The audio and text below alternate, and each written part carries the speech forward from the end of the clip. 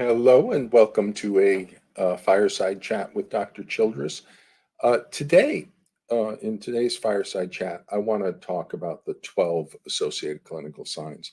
So I'm going to put this into a series of talks. I'm going to start with an introduction here on what the 12 associated clinical signs are, and then I will go through each of the 12 individually in separate little commentaries on each of the 12 associated clinical signs.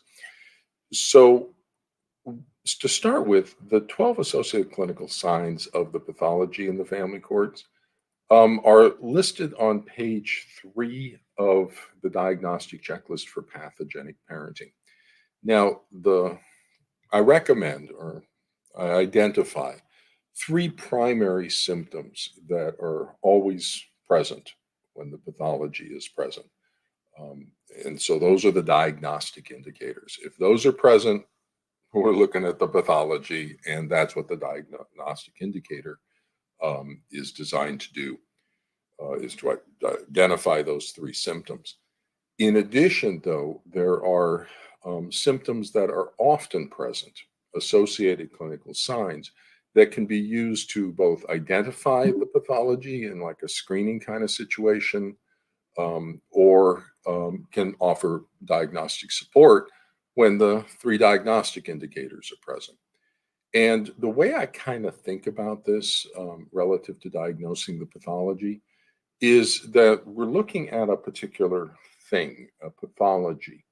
And no matter which way we look at it, we continue to see the same thing.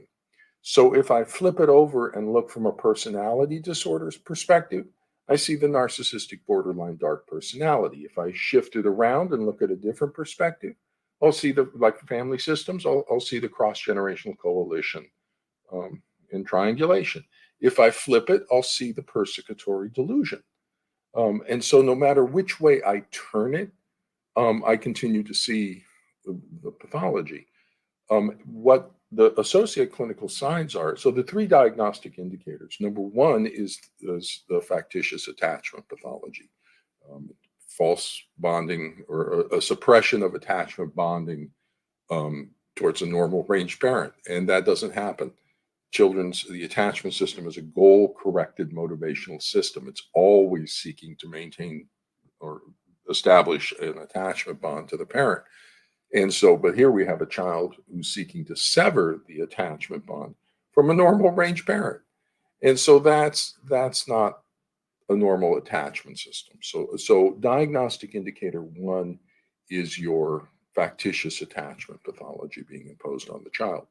Diagnostic indicator 2 is the personality disorder pathology. So you flip it, diagnostic 1 indicator, you see false attachment pathology. Flip it, and you'll see the personality disorder pathology. You'll see a child displaying 5 specific narcissistic symptoms.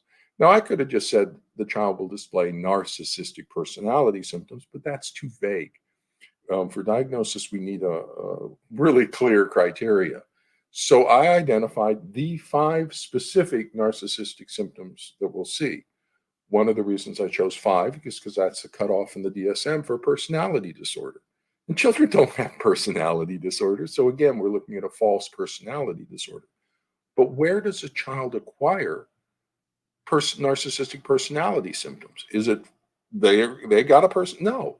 They are being psychologically controlled and manipulated by a parent who has those personality traits. And in the enmeshment and psychological control, the child is acquiring the same characteristics as the controlling parent has. So it's the parent who has these 5 narcissistic traits that the child is then expressing through the influence of that parent. So now we got the psychological control also documented in diagnostic indicator 2. Then if we flip it again and look at a persecutory delusion, we see a persecutory delusion in the child towards a normal range parent. That never happens. And so that's diagnostic indicator 3. And really, this is just a 1 symptom diagnosis. It's a diagnostic indicator 3, a shared persecutory delusion. And so if you have a persecutory delusion in the child, that's the pathology we're worried about, diagnostic indicator 3. In addition, though, if you flip it a different way, you're going to see personality disorder pathology. If you flip it a different way, you'll see the factitious attachment pathology. If you see all three, you're deadlocked that we have pathogenic parenting by narcissistic borderline dark personality who's creating the persecutory delusion and factitious disorder in the child. So what the diagnostic checklist does is simply document the mental health assessment for these symptoms. And it provides clarity for the court, it provides clarity for the litigants, it provides clarity for the mental health people, for the parents, everybody on what the mental health perspective is on those three symptoms. Factitious disorder, personality pathology, anxiety disorders in there too, the phobia, and the delusion, persecutory delusional thought disorder.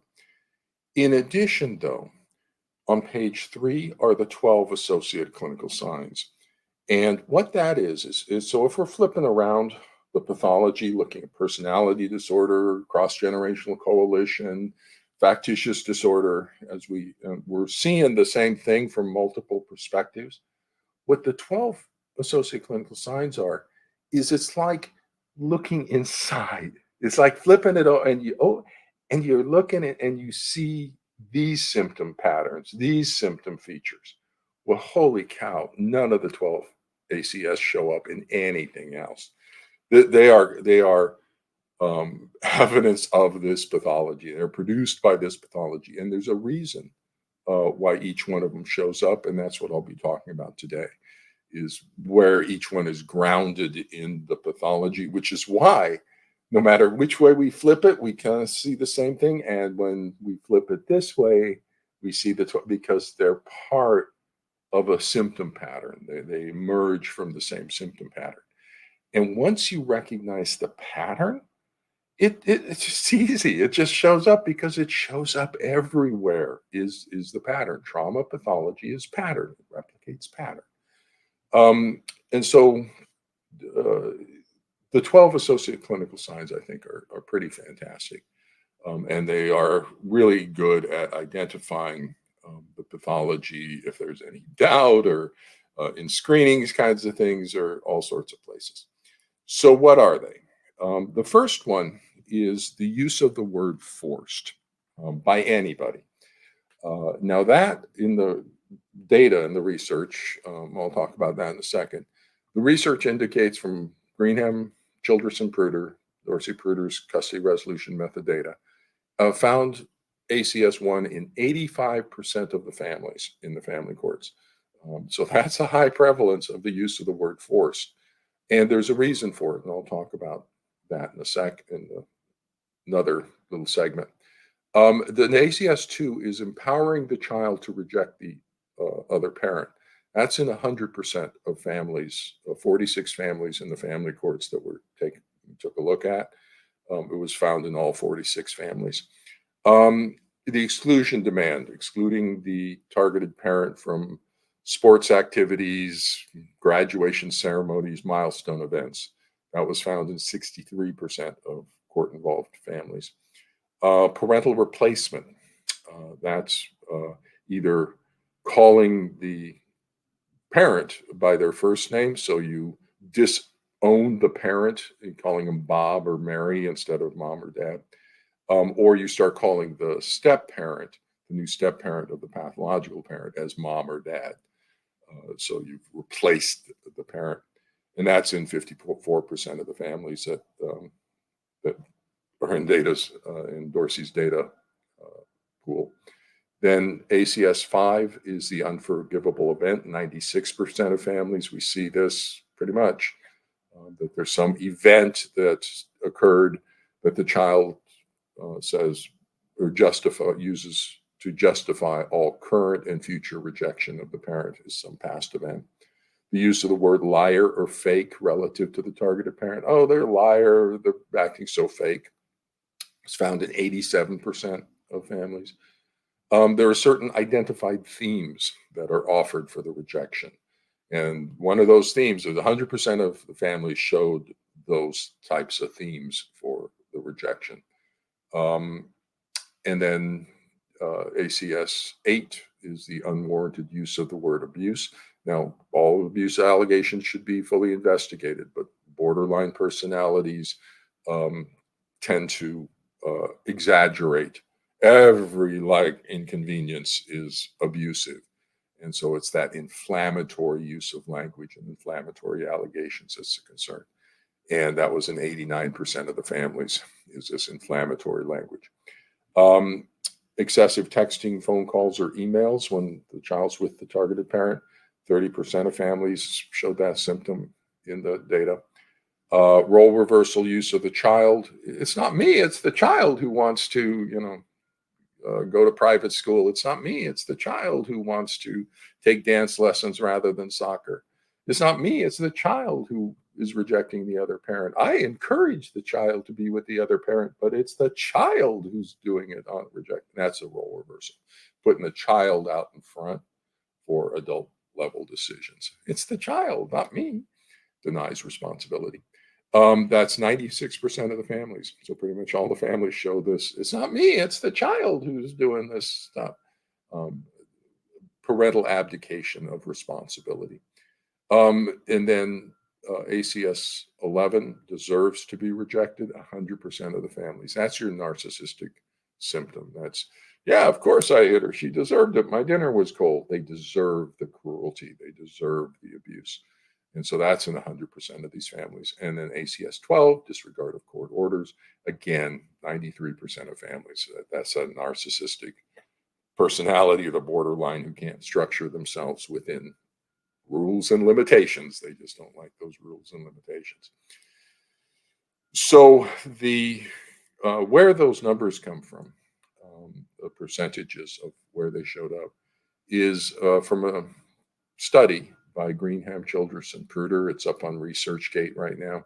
So you can go look at the study and it will describe everything about it. But basically, it's Dorsey Pruder's data set that she's developed a research project that she calls the custody resolution method. It's a content analysis using data coding, a methodology called data coding or data tagging, where she gets lots and lots of data, emails, texts, reports, and just everything documented surrounding these families. It gets documented in high conflict custody cases. And she hires data coders or data taggers to go in and read all of everything and sort it into various categories. And some of the categories she codes for are the 3 diagnostic indicators and 12 associated clinical signs. And so then we went and took a look at what they're showing. What does the data show about the prevalence of the 3 diagnostic indicators, but also the 12 associated clinical signs? And what the data shows from the family courts is that all 46 families had the 3 diagnostic indicators of pathogenic parenting by the allied parent. So I nailed the pathology. The pathology is in the family courts. We have the narcissistic borderline dark personality who's creating a persecutory delusion and factitious attachment pathology. 46 of the 46 families had the pathology, had shared persecutory delusion factitious disorder. Now, what we looked at, though, was not the prevalence of the 3 diagnostic indicators. That just defines who's the population is. So we're looking at the population identifying foundations, and we know what the shared delusional disorder, the attachment-based description of this pathology. What we looked at was the prevalence of the associated clinical signs. How often did they show up in these 46 families that had the 3 diagnostic indicators? And first off, 46 of 46 families, all families had 5 of the ACS or more. Okay, so everybody had 5 or more. Now, when you look at these and when you think about them, if you go into the schools and do it with, school-based behavior problems or something, you'll find none of them. If you go over with, juvenile justice, you'll find none of them. But here you'll find a lot of them. And here we have at least 5. And 45 of the 46 families had 8 or more. So mostly we have 8, 9, 10, 11 of the 12 ACS for most of the families. And you can look at the paper and it'll break it down for you. So that's pretty impressive. Now, the scientific method is to develop an explanatory model, which I did, and then to make provable or disprovable predictions based on an explanatory model, which I did. I'm predicting based on foundations, I'm predicting that the 3 diagnostic indicators will be present 100% of the time with this pathology, and you'll have a lot of the 12 associated clinical signs. And then you test the prediction against the data, which is what Greenham, Childress, and Pruder does. And it's up on ResearchGate. So this pathology is absolutely nailed. Okay, we're diagnostically, everything I say about an attachment-based model of this pathology in the family courts, as described in Foundations, is 100% true and accurate description of the pathology in the family courts. You want data? There's the data. You want a scientific method? There's a scientific method. You look at it any way you want: personality disorder, attachment pathology, and 12 associated clinical signs.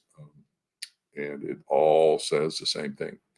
So the combined symptom documentation instruments of the Diagnostic Checklist for Pathogenic Parenting and the Parenting Practices Rating Scale, that's to document normal range parenting by the targeted parent, will accurately diagnose the pathogenic parenting by an alive parent 100% of the time and will not ever misdiagnose the pathology.